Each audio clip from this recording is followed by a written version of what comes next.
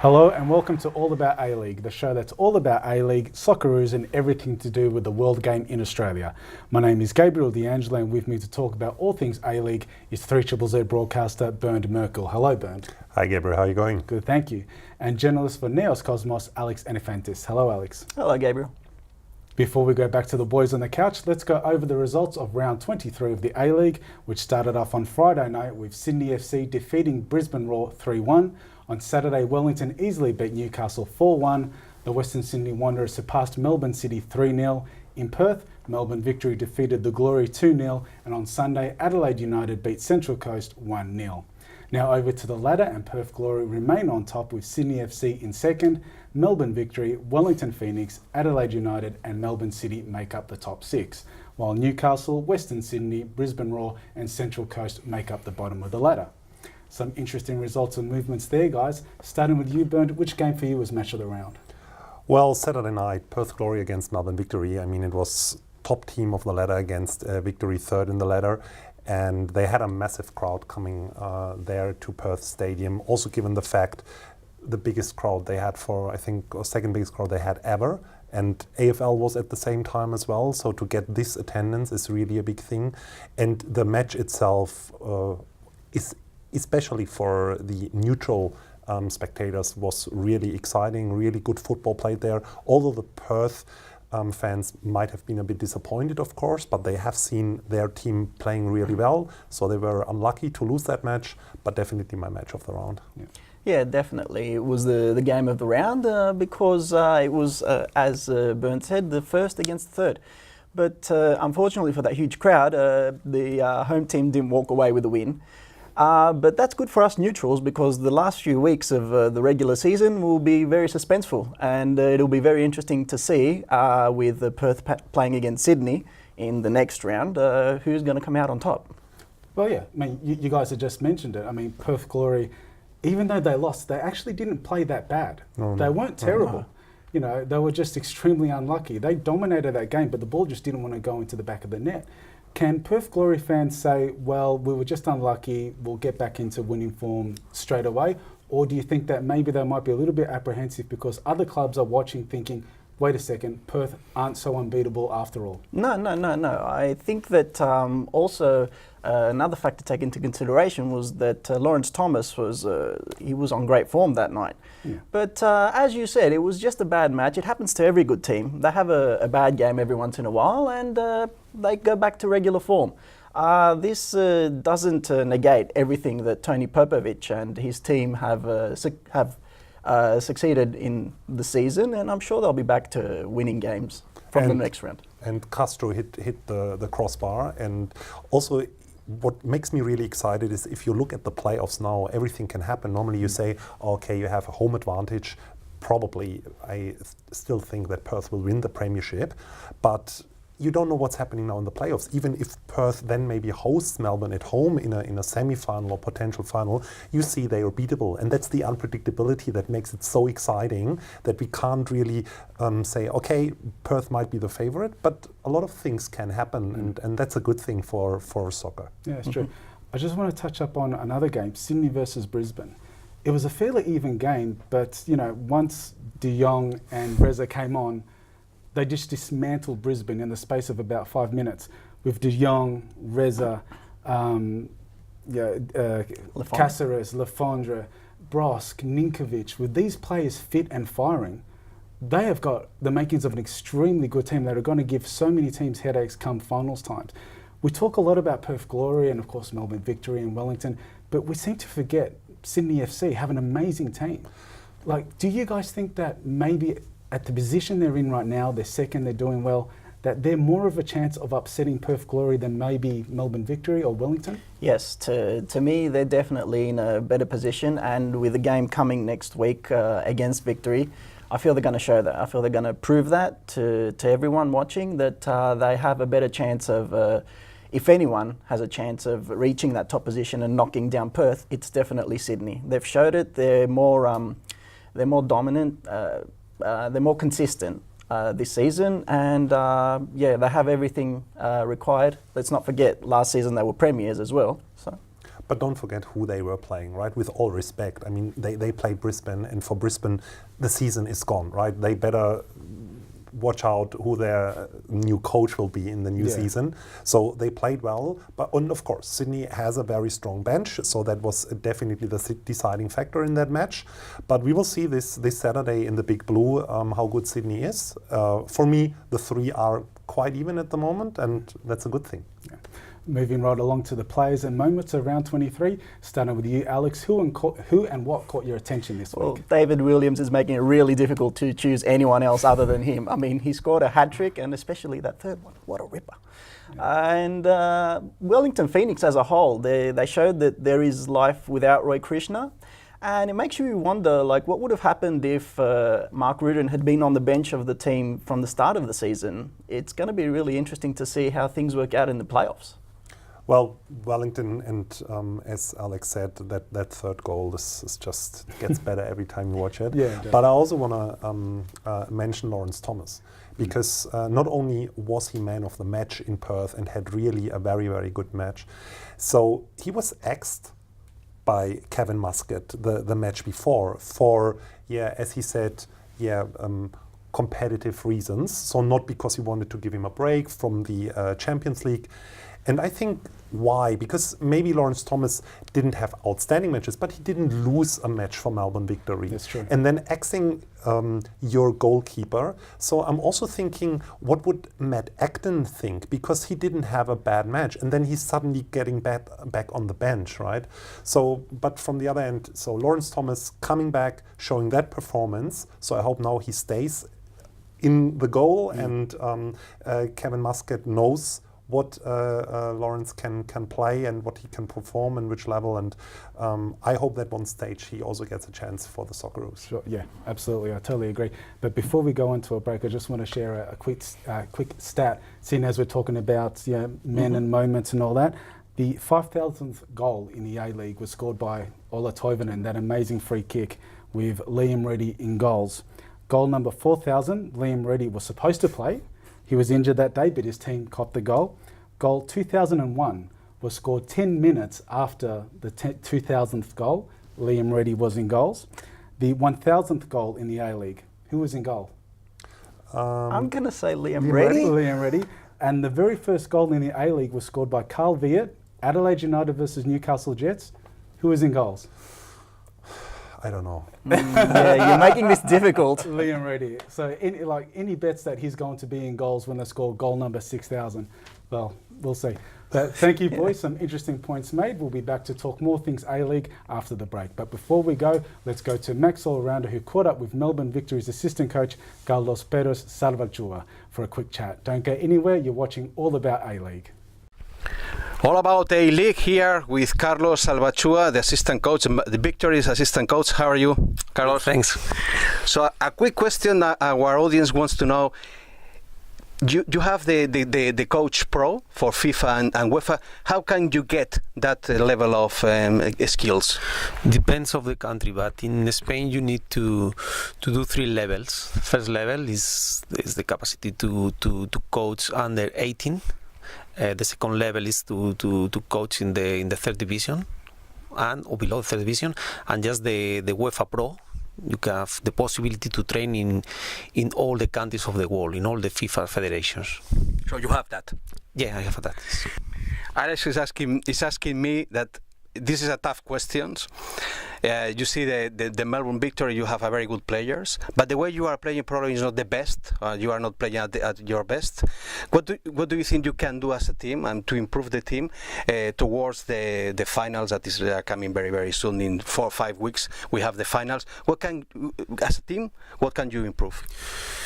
We're preparing the team to arrive to the last May with the possibility to win the finals. This is our idea. When we start the competition or the pre-season in July, the idea was to finish in our best moment, and now we have the next games against Perth and against Sydney, are also in the Champions League. It's very tough games, and our idea and our preparation is to finish in the first position as possible and playing well every weekend.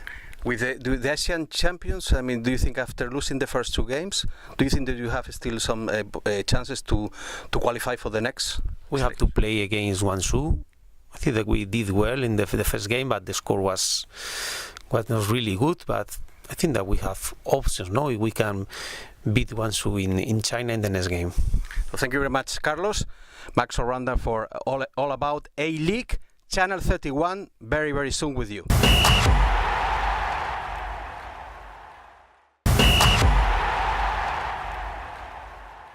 Welcome back to the second half of the show. You're watching All About A-League.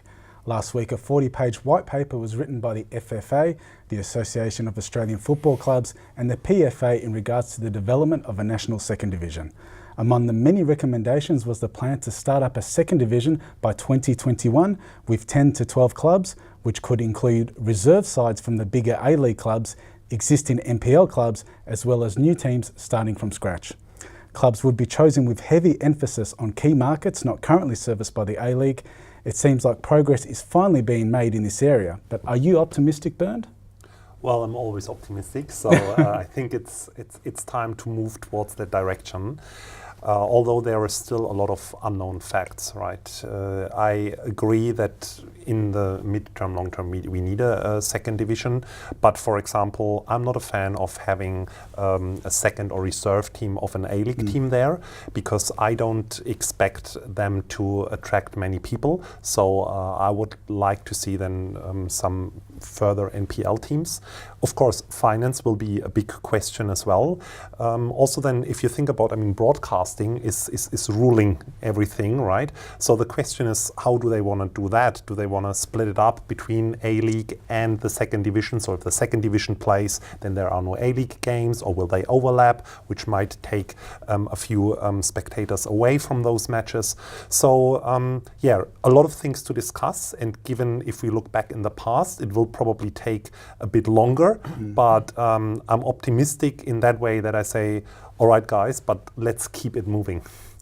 I'm going to play a little bit of a dead bulls advocate here and say it's difficult for me to be optimistic, because I'm seeing all the parties involved be more interested in their own self-benefits. Like you see the A-League clubs, they're trying to break away from the FFA, who in turn are trying to take all the venues from the TV rights. And then you see the state league clubs, they're trying to find a way to access top tier football. So until all these different parties realise that they need to work together for the benefit of the sport and not for their own self-interests, I don't think we're going to be able to move forward. I think it's a little bit difficult. But in the long term, you still think that we need a second division, definitely? Absolutely. To have that promotion relegation competition? Absolutely. It is vital for football, but I think it's not being done in the right way. Okay. Yeah. Well, you touched on it earlier just now, how you're talking about the financial aspect of a second division. There is only one club currently in the A-League that is not financially crippled. Having an extended A-League, having expansion and all that, that could cause problems as well. And now we're going to have a second division. Are these teams going to be financially viable? That's another problem that some people are saying, some people that are just on the cons side of the pros and cons is having a second division. Do you think that that's a relevant point? Like, is it worth meriting? Well, that's the thing. It depends on which teams, as Bernd said earlier, it depends on which teams are going to be in this new second division. Because if you allow the leagues from the state leagues to be part in it, then I think that yes, it might be able to breathe. Because these teams from the NPLs, they have crowds, they have participation, and attendances. But if they are to go on and create 10 new teams from scratch, I think it's going to be difficult. It won't be able to breathe. I mean, you need to create interest, of course. I mean, you need the money to come in, and it has to come in from somewhere, right? So, and I like the idea that they say, okay, let's go move forward and see for maybe 2, 3, 4 years. I think they don't want to have any promotion and relegation with that second division. But also, if in the end the league will open with terms of promotion relegation, I think teams will spend more, so they need more money, and then it comes back to the salary cap, right? Especially with the A-League, but also in general. So it is tricky. I get that to get the money in, but you have to start somewhere. And in other sports or worldwide, there are opportunities. Of course, in Australia it's different, but you need to go along that pathway and at least try and give it a go.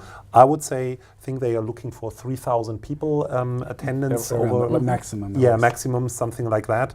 And I think that should be feasible, especially then with the A-League expanding. It's a long way to go, but we need to go that way. Yeah. So, Bernd, you said in the beginning that you think it's a good idea for there not to be promotion and relegation in the beginning. Yeah.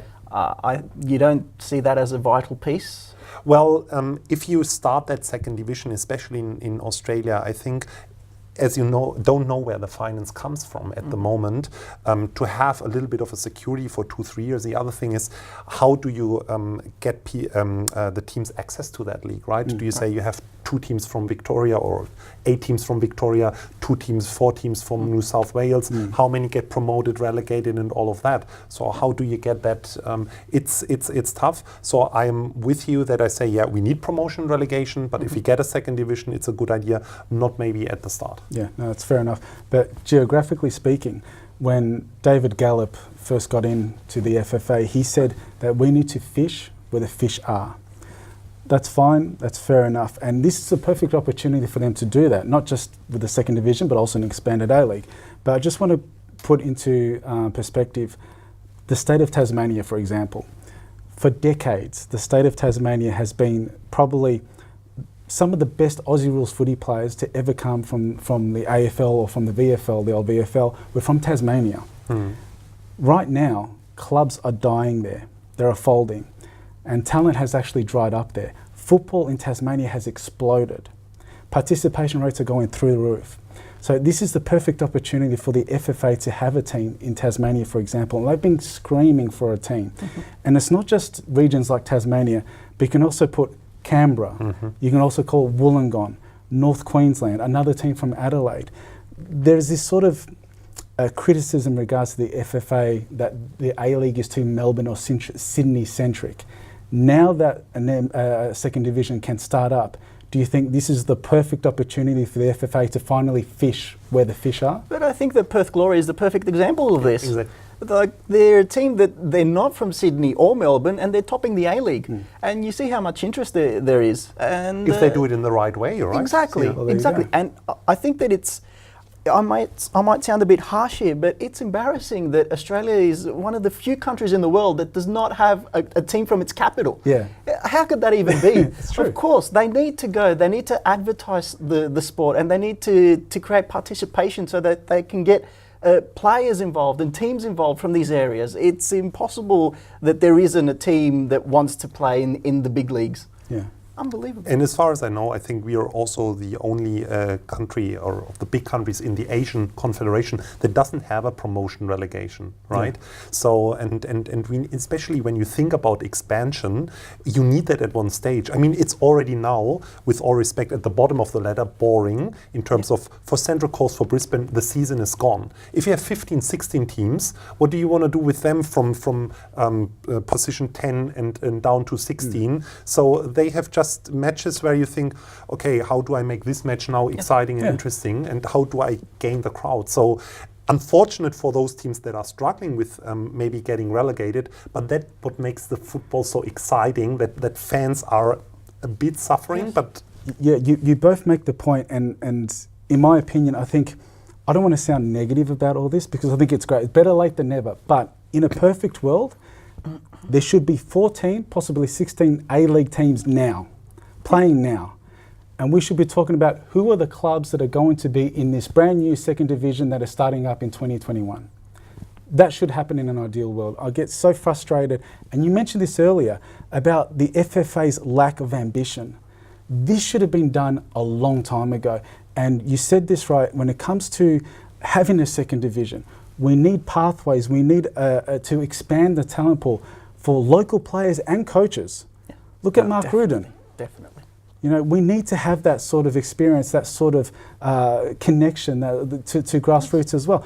And not only that, but when there's a promotion and relegation, every single game matters. From beginning to end, every single game counts because livelihoods are at stake. Maybe you have a few at the end, but it's but there's none of this sort of, you know, games where it's like, well, you know, an Adelaide United player said a couple of years ago, well, we're last, there's no relegation, so it doesn't matter. Can you imagine saying that in Europe? Impossible. And the other thing, they still don't know if that second division will play during winter or summertime. What kind of, to be honest, with all respect, what kind of question is that? A second division not being aligned with the first division? I mean, in general, if you look at how the Australian League plays compared to Europe, but then compared to Asia, Asian Champions League, but to think about a second division playing in a different season than the first division.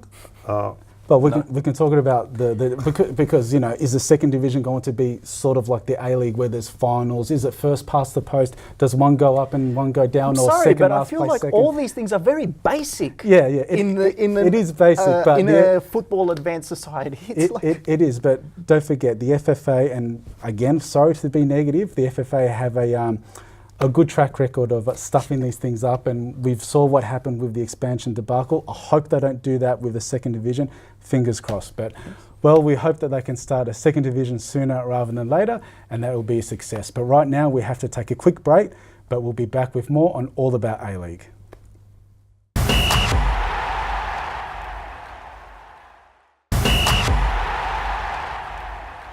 Welcome back to All About A-League. Let's move right along to our tips for the upcoming games for round 24. Just a reminder, all the games are in Eastern Standard Time, so check your local listings for times in your area.